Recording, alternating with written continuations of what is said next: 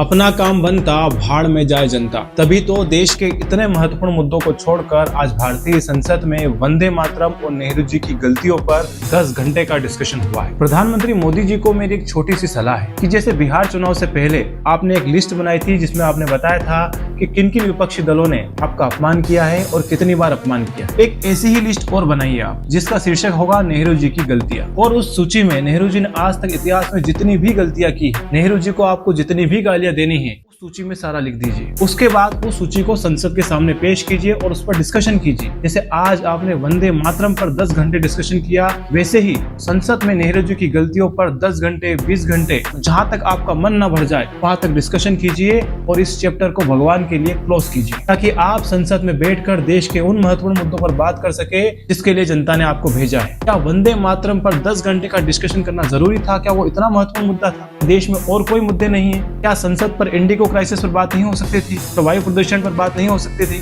क्या संसद पर रुपयों की जो कीमत गिर रही है उस पर बात नहीं हो सकती थी? शिक्षा, रोजगार, बेरोजगारी, सिक्किम, लद्दाख, आतंकवाद, नक्सलवाद, लेकिन फिर भी आप 10-10 घंटे वंदे मातरम पर डिस्कशन कर रहे हैं। इसलिए आपसे हाथ जोड़कर निवेदन है कि नेहरू जी की गलतियों का पूरा डिस्कशन करके इसको खत्म कीजिए, तो जिसके लिए देश की जनता ने आपको संसद में भेजा है महत्वपूर्ण मुद्दों पर बात कीजिए। कब तक आप नेहरू जी के नाम पर, धर्म के नाम पर, जाति के नाम पर देश की जनता को गुमराह करते रहेंगे? देश के महत्वपूर्ण मुद्दों पर बात नहीं करेंगे।